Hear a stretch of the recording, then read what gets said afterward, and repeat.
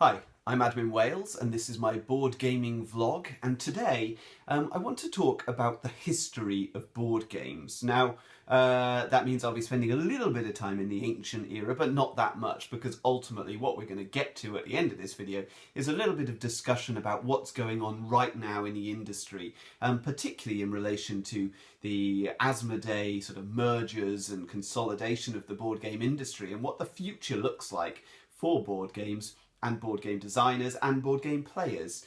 So that's where we're heading, but of course that's not where we start. Where we start is way back in ancient times when people were playing games like Go and Mancala, Nine Men's Morris, those sort of games, backgammon, games which were abstract, which needed few pieces, but could actually be often constructed into quite beautiful pieces.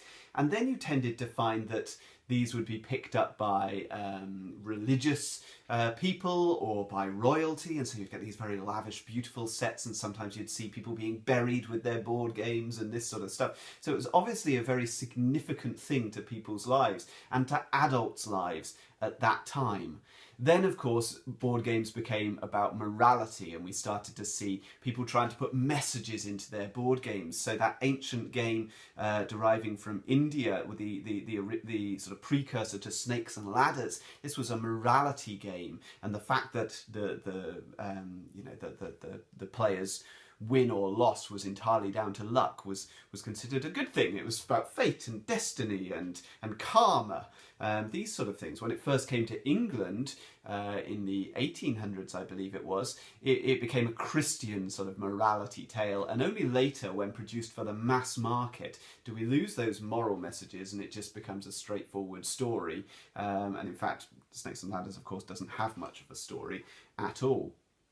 So that was the sort of hundreds of years or thousands of years leading up to the sort of 1800s, around this time. And then towards the end of the 1800s, we start to see the production of sort of boxed board games in the form that we see now. Now, I should go back a little bit further and talk about around the 1500s, when we start to see the playing card decks arriving, ultimately culminating in a 52 card deck as we have now. But you still see the sort of progenitors of that in other European countries. So Italy has a different deck of standard playing cards with cups and swords and coins, and I think, I can't remember what the other suit is, but other suits, and sometimes they play with a 40 card deck, sometimes with a 52 card deck. So that 52 card deck, while fairly widespread now, is not entirely the standard. It's the standard where we play, I suppose, well, certainly where I play. And I think this is what we've seen with these board games. Chess is not a game that was designed by one person. It's the culmination of thousands of years of play testing, essentially, until eventually we settle into this rule set that perhaps no one individual would ever have devised themselves. In the late 1800s, these games tended still to be fairly educational, not always about morality, I suppose, but we had in America the McLaughlin brothers, I believe they were called, who produced a bunch of games which now I don't recognise any of these games. These were not games that took hold. But eventually, that company was purchased by Milton Bradley, who were a major force, and who still, I say they still are a major force, they're now a brand under Hasbro, but Milton Bradley produced many of the memorable games of the 1900s. Of course, my main focus of interest is about the UK and the sort of games I've been playing throughout my life, and the games my dad played throughout his life. And if we go back to the 1920s, there was a company in the UK called Gibson's Games, and they were doing very well in the early 1900s with a series of games originating with a game called L'Attaque, a French game, L'Attaque, that was brought to Britain by H.P. Gibson. And L'Attaque followed on to Dover Patrol, a Navy version, and then Aviation, a version with airplanes, and then ultimately with this game, Tri-Tactics, that has all three. It's got boats, planes, and soldiers. And essentially what we've got here is a precursor to Stratego, that game that later came out with Milton Bradley. Now, Gibson Games collapsed after the war. They continued in a much smaller scale, but they sort of had to start again. And it's a bit messy working out what the origins of Stratego are. How is Stratego related to Attack? It's the same game, ultimately, but what about the copyright issues and all that side of things? And it's not very clear from any sort of internet research what exactly went on there, whether this was purchased, whether it was copied. Who knows? But Stratego has become the game which has stayed around for a long, long time. Now, Dover Patrol was a game that my father played a lot as a youth, and so it was his sort of childhood board game that he retained into adulthood, and then when I became a teenager I would play Dover Patrol with my dad, and I absolutely loved it. And in fact I've never actually played Stratego, but I still have very fond memories of playing Dover Patrol. Tri-Tactics we always considered too complicated. I'm pretty sure I could handle it now, but at the time I never wanted to play Tri-Tactics. It was always Dover Patrol, and then later we played a bit of Attack and a bit of Aviation. Milton Bradley then dominated the scene for a while afterwards, and they were competing with the other company, Parker Brothers. Now, Milton Bradley had a great number of games that were very sort of fluffy, light sort of things like Yahtzee and Battleships, and in America, Candyland, which, I mean, I may be wrong, but I don't think it's really caught on in the UK. I certainly don't remember hearing anything about Candyland until I got onto the internet and started looking at board games a few years ago. Although I know it's a big deal in America. And of course they had Game of Life and Twister and Stratego. And later we get into things like Axis and Allies and Hero Quest and stuff. But that's not necessarily what you think of when you think of that broader sort of longer time frame of Milton Bradley. Parker Brothers, on the other hand, started out with the card game Rook, was their big success that kept them going until they picked up Monopoly. Now, Monopoly started out as one of those morality games. This was a game called The Landlord's Game in 1904, produced by a woman who was trying to sort of introduce children to the idea that inequality is bad and that landlords stand to make an awful lot of money at the expense of the poor tenants. So this was a morality game based on Georgist economic principles. It went through a phase where it was released as the Brer Rabbit game. So Brer Rabbit was the evil sort of land owner, and the tenant Brer Fox was the one that was being ripped off. But by the time Parker Brothers got onto it, it became a positive thing to be greedy and amass this huge wealth and play this ruthless game of property acquisition and driving your opponents into poverty, I suppose. So this was their big success, the Parker Brothers, along with later Clue, which was released by Parker Brothers, but also by Waddington's in the UK as the game Cluedo.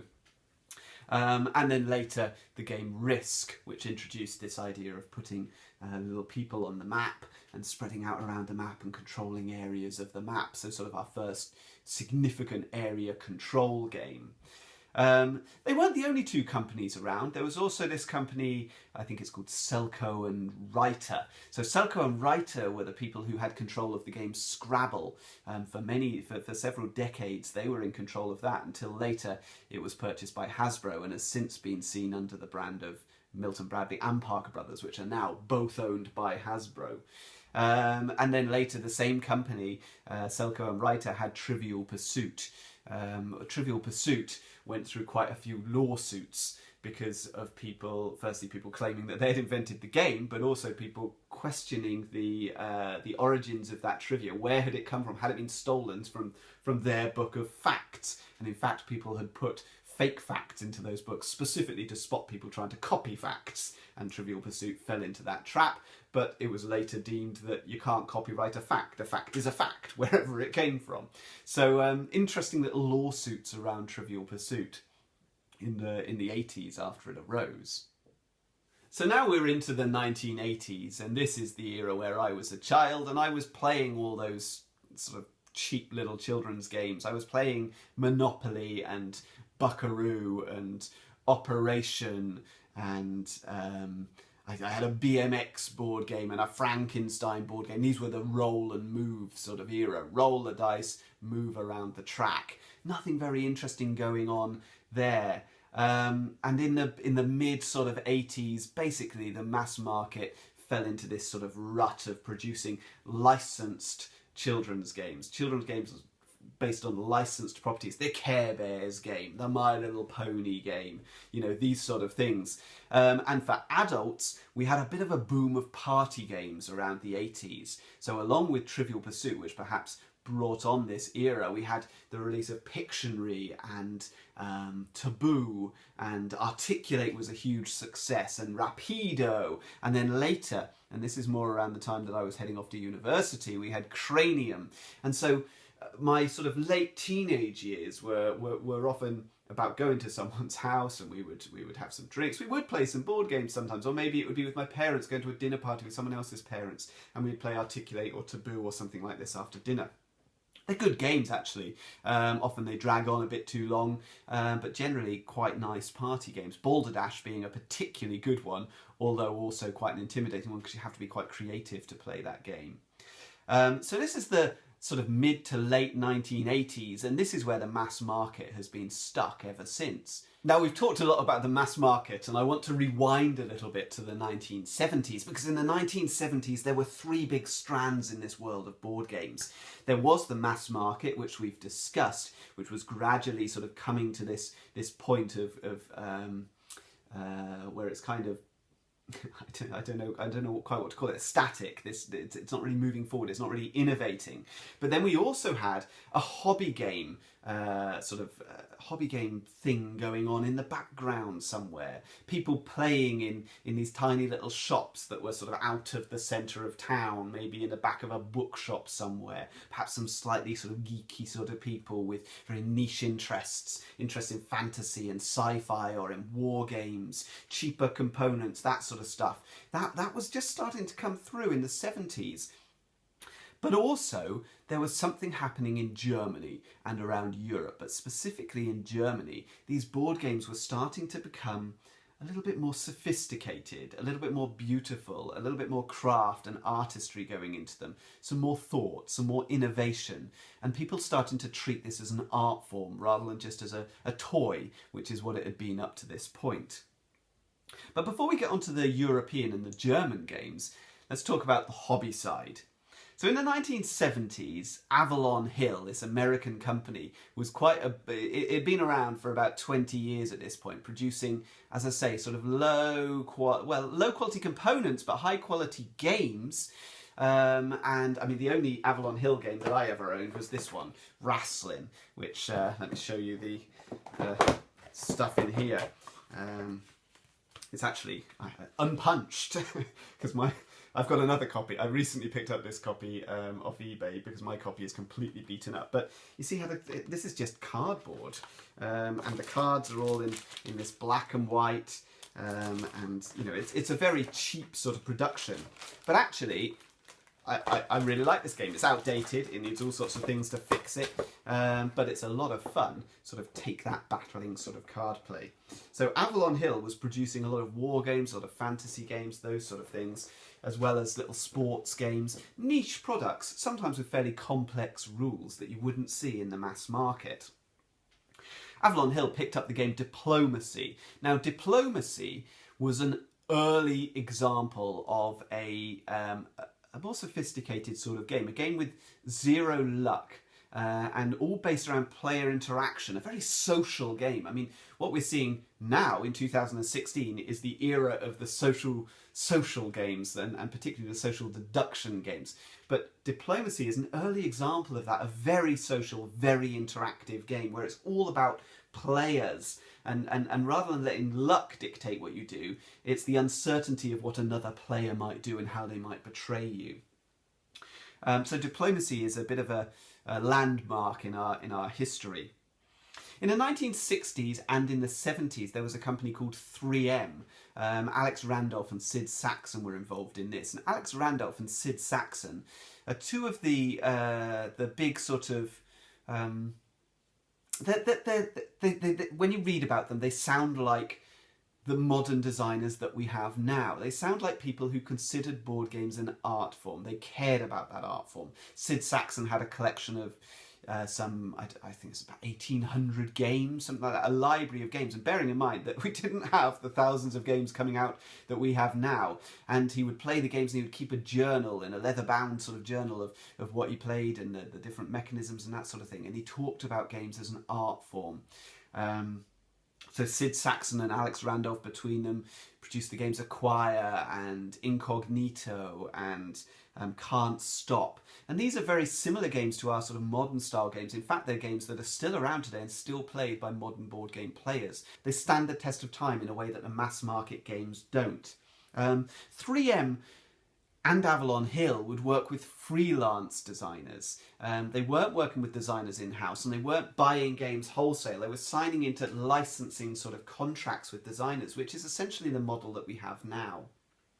And so as those companies folded over the years, and then over a period of time, the rights of those games will have reverted back to their original designers. So I'll come back to that point later because it's an important one. We also had, around the mid 1970s, Francis Tresham introducing the train games. So he developed 1829, which particularly became well known in the game 1830, a very heavy stocks and shares, train, network building, stock holding game, which is played by a niche of the board game market now, who love it. But a sophisticated, complex game for a small number of players. He also introduced the game Civilization, which was the first board game to introduce a tech tree, so essentially where players can achieve new things which give them new powers as they sort of advance up a tech tree, and they can take different branches from that tree as they like. This was then later incorporated into Civilization-style computer games as well. So he was a great innovator, Francis Tresham. Around this time as well, we also had the RPGs beginning to come through, the role-playing games. So Dungeons and Dragons started in the mid-1970s.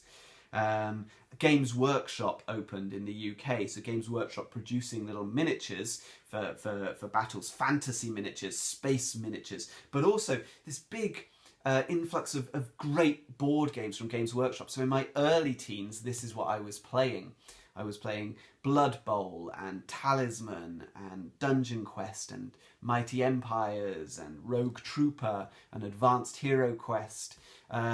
Wonderful games in that time, and some of those have stuck around to this day. I believe we have a new release of Blood Bowl coming next year, which is very exciting to see. Steve Jackson games arrived around the late 1970s. Steve Jackson games go on to produce Munchkin, a huge seller, which has taken the industry by storm, although it's sort of scorned by a lot of the more sort of hardcore board gamers. The people really into the hobby can laugh at the mechanisms in Steve Jackson's games, particularly in Munchkin. But it's sold very, very well, and it's very popular with a certain sort of market. And we also had Cosmic Encounter floating around. Now, Cosmic Encounter, again, an early landmark game. Cosmic Encounter wandered around, it went through different publishers. Games Workshop did some stuff with it. I believe West End Games, who were doing role-playing games, they were doing stuff with it, and it's still played a lot to this day. Now, this was a heavily asymmetric game. Every player had a different approach because every player had different abilities and different powers. Now that's a big innovation, and I mean, it may not have been the first, but it was the one that really brought it through successfully and brought it to everyone's consciousness. So in Germany, in the late 1800s, 1883, I think it was, Ravensburger was born. Ravensburger, the publisher of many board games over the years. I've got this one here, which is one of my favourites from my childhood, Scotland Yard. So among all those, as I said before, Buckaroo and Operation and Hungry Hungry Hippos and all that nonsense, I had Scotland Yard. And I knew it was something different. Scotland Yard was my favourite game until I was introduced to those Games Workshop games in my early teens. I loved Scotland Yard, and I had no idea that what I was playing here is a straight up German Euro game. A Spiel des Jahres winner, actually, one of the early ones, because the Spiel des Jahres, the Game of the Year award, was introduced in 1979, I believe, and 1983 Scotland Yard won that award. And we start to see these interesting games coming out, and some of them do filter through into our marketplace. So Enchanted Forest is an example, Labyrinth is an example from Ravensburger. In 1983 also Essen Spiel, the big convention, arrives. Now this is now the big convention that publishers from all around the world go to. We have thousands and thousands of people attending every year. It's massive networking sort of opportunity, but it was born in 1983, and that is some 15 years or so after Gen Con in America. So Gen Con beats Essen Spiel by some time, although now they're similar size and of similar sort of importance, although they've taken a slightly different track over the years. Now in the mid-1980s, Wolfgang Kramer arrives on the scene and starts to produce board games, and he is the first big innovator in these European games, introducing the score track around the edge of the board in his game Heimlich and Co. So that score track, that's the Kramer track. Okay, that's invented by somebody. You don't think about these things when you're playing games. It was Wolfgang Kramer who came up with that.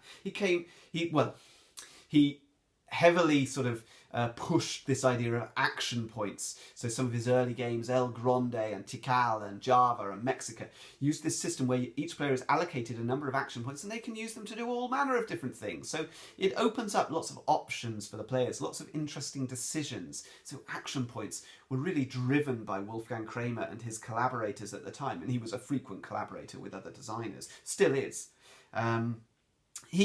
In the game Princes of Florence, an early Euro game, the idea of using individual player boards as opposed to everyone playing on one central board, each player having their own board that they play on. And now I can't say he's the person who originated that. I mean, I suppose that's what you're doing in a game like Bingo, aren't you? But this game, Princes of Florence, was significant in bringing that forward. Around the early 1990s. So in the late 80s, Kramer was just coming onto the scene and bringing about the sort of innovation in German games. So how does the mass market react to all of this stuff? Well, they start to produce hobby-style games, sort of hybrids of hobby and mass market. So we see things like Dark Tower and we see Hero Quest and Axis and Allies, games with slightly more geeky sort of themes, fantasy themes, war themes, lots of little miniatures, that sort of stuff on big maps. And so they start to dabble in that sort of marketplace in the late 1980s. At this point, Hasbro was swallowing up the other companies. In 1984, Hasbro buys Milton Bradley. In the early 1980s, Hasbro was 6th biggest toy maker in the US. Okay, and by now it's at this point in 2016 it's the 2nd biggest toy maker in the world after Mattel. So over a period of about 10 years, it grows enormously, swallows up Milton Bradley. Then a few years later, Parker Brothers. It takes on its parent company, Tonka. In 1998, Hasbro buys Avalon Hill and takes on board all of those games. And Avalon Hill, their back catalogue pretty much disappears. So although games are still released under that Avalon Hill brand, it's not really the same stuff that Avalon Hill used to produce by any means. In 1999, Hasbro buys Wizard of the Coast. Now, Wizards of the Coast is a really significant player in all of this, because Wizards of the Coast was the maker of Magic the Gathering. Now in 1993, Magic the Gathering introduced collectible card games into the marketplace, and this was enormous, and it still is. It's still enormous 23 years on. Magic the Gathering, that game, single-handedly keeps most board game shops alive. Players just buy more and more cards. What they're doing is buying those decks of cards where you've got random stuff in them. You don't know what you're buying, so there's a lot of wastage there. But people keep buying them, and the market model is to basically make better and better cards, so the players want more and more. This was followed by Pokemon. So that's, that's an enormous property. So Wizards of the Coast, they'd also taken control of Dungeons and Dragons. And so when Hasbro takes this over, they've got Dungeons and Dragons, and they've got Magic the Gathering and Pokemon. So this is a big deal. By 2000, the mass market is controlled by Hasbro. Mattel is the toy maker, Hasbro the game maker and toy maker. And now in 2016, there are rumours of mergers. Now, I don't know how seriously to take those rumours, but you see them on the internet. Talks between Hasbro and Mattel. Could they become one thing? In which case, they're enormous. So in the 1990s in Germany, we have the innovators coming through. So we have Klaus Teuber with Settlers of Catan. We've got Knizia, Rainer Knizia, with his auction trilogy. So suddenly games have auctions in them. So that's the games Modern Art and Medici and Ra. Hugely significant games. He brings about some tile-laying sort of games, tile placement games like Tigris and Euphrates and Samurai. And he introduces the first significant cooperative game. Now, there have been cooperative games before, but usually children's educational games. Lord of the Rings is the first big cooperative game. Later, of course, Pandemic becomes the really significant sort of juggernaut in that genre.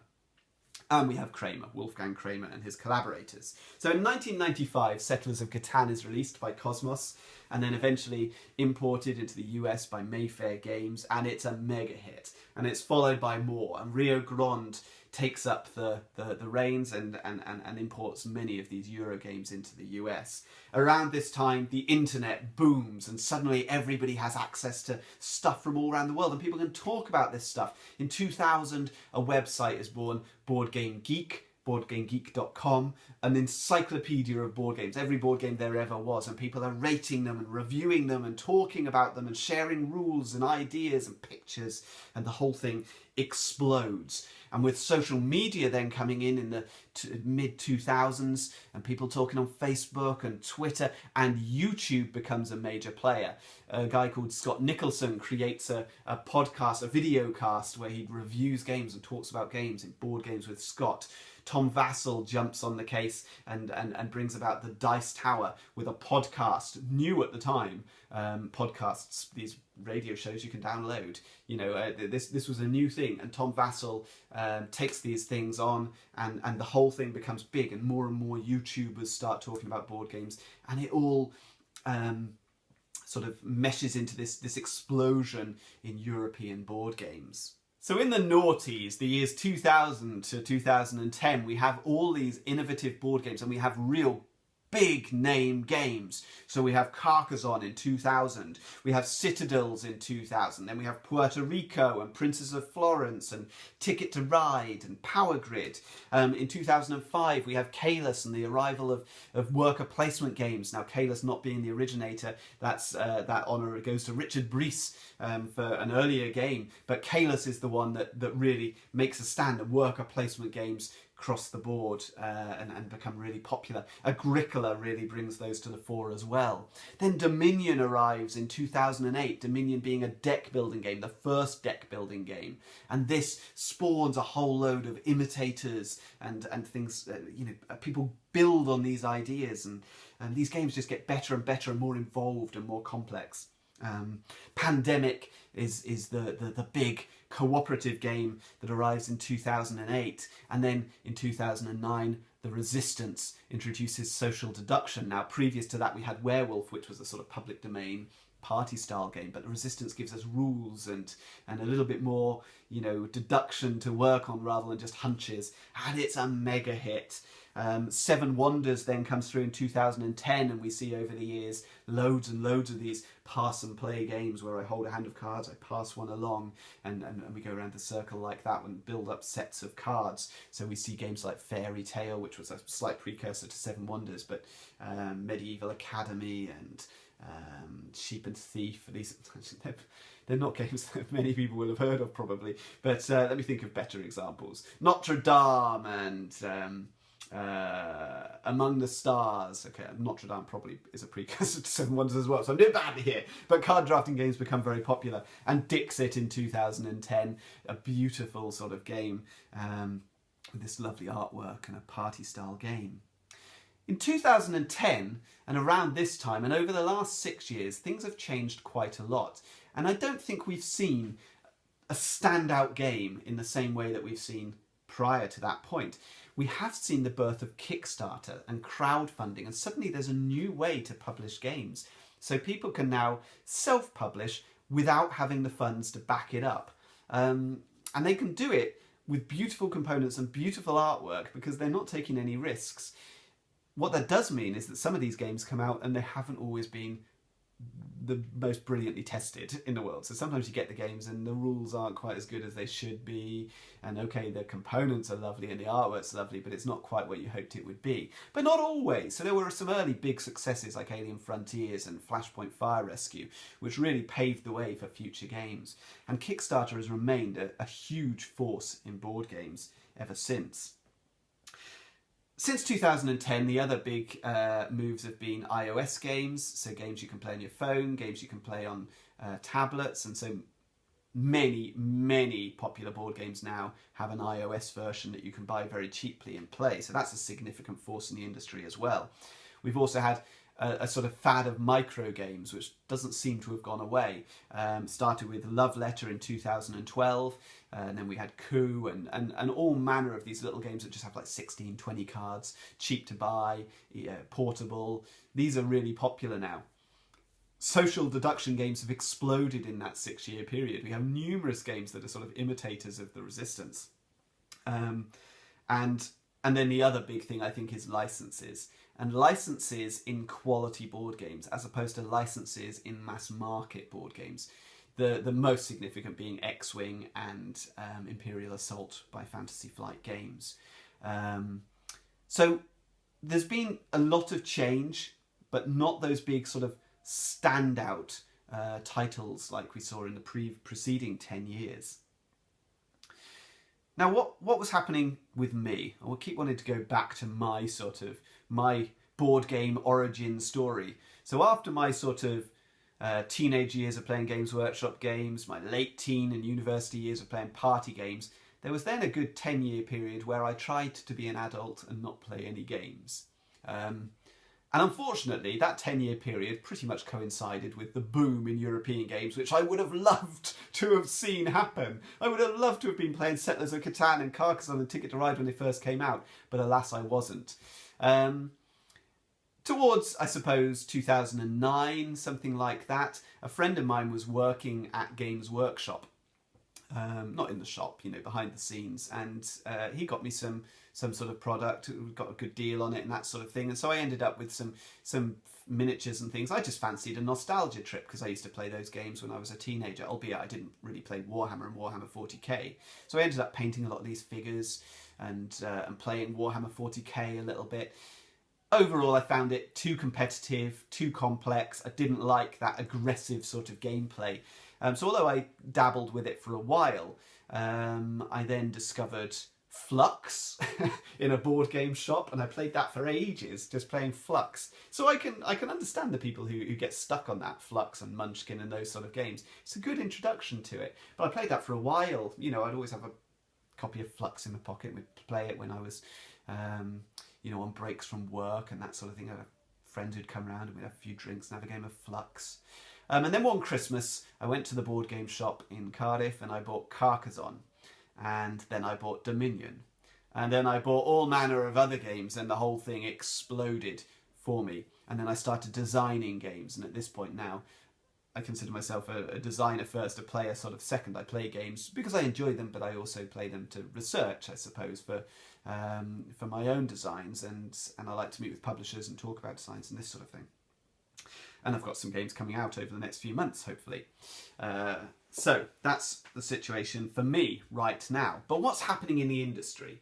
Well, Asmodee is the major force here. Now, Asmodee was always a big board game publisher in the European sort of market. And in 2014, Asmodee was largely taken over by a group of venture capitalists. So they own a significant majority share in that company now. And things started to change. So Asmodee has always produced very high quality games, and they still do. They've got a bunch of different deals with different companies to distribute their games. So companies like Repos and Istari and Libelud and Matago, lots of Bombix, lots of really good publishers of games that Asmodee has very strong, close relationships with. In 2014, after this being bought out, well, largely bought out by these venture capitalists, Asmodee bought Fantasy Flight Games. So Fantasy Flight Games being the publisher who produces all the Star Wars games, all the Game of Thrones games, Descent, Twilight Imperium, all these sort of big box fantasy American style war type conflict, those sort of games. So they bought Fantasy Flight. Now that gives them the Star Wars license, it gives them Imperial Assault, it gives them X-Wing. They then bought Days of Wonder. Now Days of Wonder, that's Ticket to Ride, that's Small World, that's Memoir 44, some of the biggest selling games in the market right now. So now with those two companies, Asmodee is enormous. Then we see the following year, it purchases the English rights to Catan, all things Catan. So Settlers of Catan is now under Asmodee. Now interestingly, it doesn't buy the company Mayfair or Cosmos. It buys Catan, English rights to Catan, and sets up Catan Studio. It then follows this by purchasing Spot It. Now Spot It is a little card game, a bit like Snap. It was produced by Blue Orange Games, a French publisher with an American division who were doing very, very well. Spot It was their big thing. It was called Dobble in Europe. And Dobble sold, I believe it was 8 million copies over 5 years was the thing I saw on the internet. And that's several years ago. So this is selling extraordinarily well. And Asmodee has now purchased this. This is in every mass market store all over the place. It's, in the UK, it's in WH Smith. It's going to stick around for a long time, Dobble, and it's going to make a lot of money for Asmodee. It's a hot property. Now, at this point, Asmodee was looking like a juggernaut. It was getting bigger and bigger. But its main competitor was F2Z. Z-Man. I don't like calling it Z-Man, but I want to call it Z-Man because I'm English. But I'm so used to hearing it called Z-Man on podcasts that I have to stick with it, I suppose. So that was their big rival. Now Z-Man, we're talking Carcassonne, we're talking Pandemic, big games, big sellers. And then Asmodee bought them, Z-Man. And so now Asmodee has control of the vast majority of significant selling board games. They have Catan, they have Carcassonne, they have Ticket to Ride, they have Pandemic, they've got Spot It, they've got Small World, Memoir 44, Imperial Assault, they've got X-Wing. Okay, they've got distribution rights for Seven Wonders and Dixit through their various deals with other publishers. And the next question is, what games does Asmodee still want to bring into its catalogue? What are the other big names? There are some notable exceptions that Asmodee hasn't yet acquired, and these are The Resistance and King of Tokyo and Codenames, Munchkin, as we've previously mentioned. Dominion has probably had its day, in my opinion. I love the game, but I'm not convinced it would do well on a mass market store. But something like King of Tokyo, now that's going to sell. So maybe Asmodee's next move is to look at a company like Yellow, whether it takes the whole company or whether it just takes that one game, or whether it works on the basis of those sort of distribution deals that it has with other companies. Who knows? But it would love to get a game like Munchkin under its banner. So acquiring something like Steve Jackson Games would be a good step. So I wonder if these are the sort of moves that we might see next. So that is a control of a huge section of the market, and you start to see them now making arrangements with local board game stores, telling them how they can price them, telling them how they can stock their games, whether they can sell them online or not. These quite aggressive sort of marketing strategies, and they say that it's about helping the local stores. and maybe that is their motivation, but it's quite bold moves if that really is what they're doing. They're certainly ruffling feathers while they're doing it. And it will be interesting to see whether it genuinely does help those stores or whether it has a negative impact. At the same time, we're also seeing Target in America take these what were sort of niche products, and now they're having exclusive versions of them. So we've got an exclusive version of Codenames in Target, an exclusive version of Machikoro, one of Evolution, an exclusive Ticket to Ride. And so these games, these niche games, these modern games, they're starting to cross over into that mass market. So you get the sense that stuff's changing. And what does it mean? Well, going back through that history and looking at Hasbro, and when Hasbro purchased these companies, what happened to the Avalon Hill games? What happened to the 3M games? And the truth is the vast majority of them disappeared. And that they're not around to this day. A few are. And when you look at Parker Brothers and Milton Bradley and those companies that have survived in the mass market, they've tended to do so on the basis of a handful of games.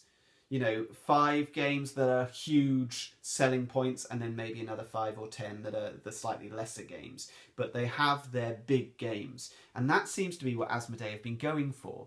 They haven't necessarily always been buying companies. They've been going for the games. They want Catan, they want Carcassonne, they want Ticket to Ride, they want Pandemic, and they want Imperial Assault, and they want Spot It. It's that sort of manoeuvre. And the other games may well fall by the wayside. Now, with the arrangements that we have now, going back to those sort of arrangements you have with Avalon Hill and 3M, where you've got freelance designers, eventually those rights will revert back to the designers. And there are lots of other board game publishers out there, outside of Asmodee, who may be able to pick up those games and continue to produce them, as long as the aggressive marketing strategies of Asmodee don't force them out of the marketplace, as long as they can still get their games into distribution and still get them into the local board game stores. But if they're not able to do that, there is still a route to market for modern game publishers and designers, and that's Kickstarter. So this has the potential to become a big player, because there are more innovators out there than there have ever been.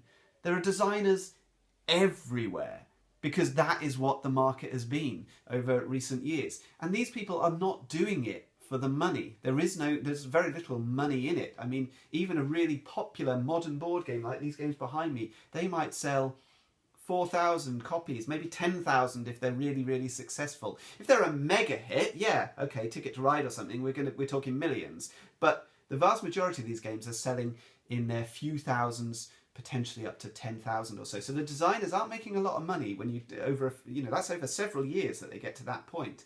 So they're going to be willing to go to Kickstarter. They're going to be willing to keep producing these games for low profit. And I think these games will still exist.